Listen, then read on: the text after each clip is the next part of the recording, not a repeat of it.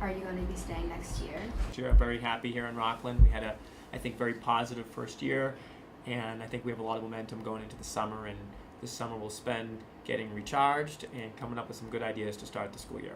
Awesome. Were you nervous about coming to a new school for your first principal position? Yeah, absolutely. Anytime you have a new role, so I moved into a principal role from an assistant principalship, that change in itself is challenging, but also when you change communities, so changing school districts is definitely challenging as well. But it's been a smooth transition. Everybody's been very welcoming. The students have been great here in Rockland. The parents have been very supportive, and the teachers here, as you know, are awesome. So it's been good. Did anything surprise you about Rockland High School?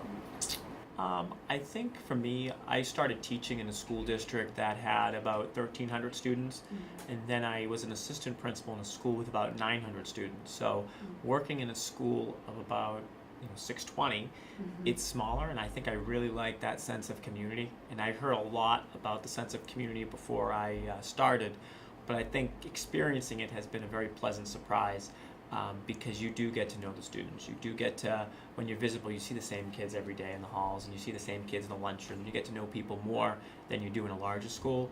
I also think when you go to the games, you get to see the same families, and you get to see the same kids playing sports, so you really get to know everybody. I think that's a huge perk to a smaller school. So I think that's something that, I don't want to say surprised me, but it was a pleasant surprise that you can really feel it. And I think the kids also know each other. Even at graduation last Friday, one thing I noticed was how excited the class of 2017 graduates were for each other. Sometimes in a larger school, the graduates don't know everybody, but it's kind of nice that the 140 graduates or 138 graduates that walked across the stage on Friday night, they were all cheering loudly for each other. And that type of atmosphere, even in the stands, was just surreal. You can't make that up. Doesn't happen everywhere. So you're a doctor of education. What does that mean to you? What does that mean to me? So I got my doctorate, just finished actually, in education, focus on curriculum, leadership and teaching, CLT they call it. I got my master's in accounting, and my doctorate in education just kind of gave me an opportunity to do some research in the educational field. I focused my research on looking at the impact of federal mandates, so No Child Left Behind Act, which came out a long time ago now, almost 15 years ago, and then the Race to the Top grant, which came out in 2009. I looked at these federal mandates and how they impacted the ethical leadership of principals. So that was my study. So it gave me the opportunity to do some research for the first time. I found Northeastern's program to be awesome. It was a very positive experience for me, and I think I learned a lot from it. Good.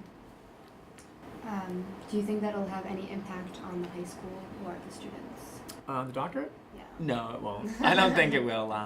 I think, no, it won't. Okay. I think for me it was a good experience professionally.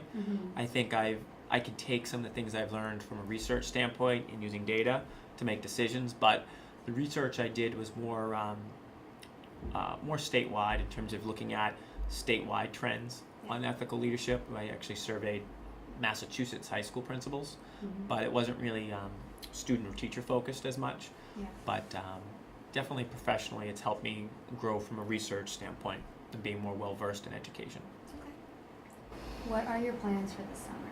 The summer, all right. So that's a good question. So I'm really looking forward to unwinding. I started when I started here July 1st. I got married in August, and then thanks. So we got married. So we we're moving. So we're actually moving June 24th to Bourne, Mass. We bought a house. Really? We've been living in Rhode Island all year. Oh my gosh. So we've had a long commute. I've had a long commute. So I'm looking forward to Bourne, which will be a little bit shorter. My wife will start a new job in Falmouth, which will be a nice commute for her, and then I'll still have a pretty good commute, but it's definitely manageable. But we're going to just spend time on the Cape, and I'll be working Monday through Thursday, and then we have Fridays off in the summer. So I'll take a few vacation days and get recharged. And the summer is a really good opportunity for me to kind of think and reflect on the past year and some things I'd like to do differently, some things I'd like to do the same, and really get to talk to Ms. Paulding, who's here in the summer. We'll brainstorm, because we really want to make RHS even better than I think it was this year. Awesome. Will you still be getting here so early in the morning? I think so. I'm a morning person. I like to get up I want to get into more of an exercise routine, but I think I'm still going to get here at 6:30. I like to get here 6:15, 6:30. I just like to start. I like to have an hour before people start coming in, so that kind of gets just me organized for the day. So yeah, I still be getting here early. Any big plans or changes for next year? So for next year, I think we're definitely going to look into senior privileges some more. I had the senior class before they graduated provide some feedback on what senior privileges they would have been interested in had they been seniors again. So I think we'll be looking at that, and I'll be talking to student leadership in the fall about some ideas on how to have incentives and perks for them so that students who are meeting our academic expectations, our conduct expectations, our attendance expectations, that they do feel like there is a reward for them. So we'll be having those conversations in the fall, which I think students will be excited about. I definitely want to start moving in a direction where the kids are starting to think about what their future plans are a little bit earlier. So I know Naviance has been a great resource and guidance for students, but I want to get students. So for graduation last Friday, we read about what their future plans were after they graduated, and this was something we did for the first time. So if somebody was planning to go into the military, we said that about the student, or if they were going into the workforce or a 4-year college, 2-year college. One of the reasons I wanted to do that was I want kids who are underclassmen and freshmen, sophomores, juniors, I want them to start thinking about what is it they want, what is it they're interested in. It doesn't have to be something that they know what they want to do when they're 40 years old. It has to be, do they have something that they're excited about learning? So I want us to really start having more conversations about that. So if somebody's interested in psychology, I want to make sure we're getting them into psychology, and then that they're graduating here with the college that they want to go to, that may be having a focus in psychology, or if they may say, oh, I tried it, but it wasn't for me, I didn't like psychology. So I want us to start talking more about pathways for kids to be interested in. And I know we're doing a lot here with robotics, computer science.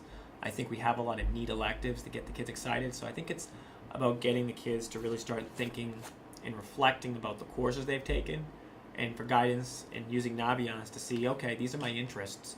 What is it I want to do with my interests? So I want to have more of those conversations. Good. How were the Gatorade sales this year? Well, I'm a little disappointed. Ms. Leonard and I have had a vicious competition this year on our machines, and I think she's definitely, I think she's won the battle. Gatorade only is, I think the product I have is good, but I just think the customers have not shown the loyalty I would have expected for such a high quality product. Sales started well in the winter. We were really, I think when basketball was going on, we really peaked, but then we really just, spring sports, I don't know what it was, I lost the loyalty. So I will make a declaration that if sales do not improve in the fall, I will yank that machine. All right. Thank you very much. Thank you.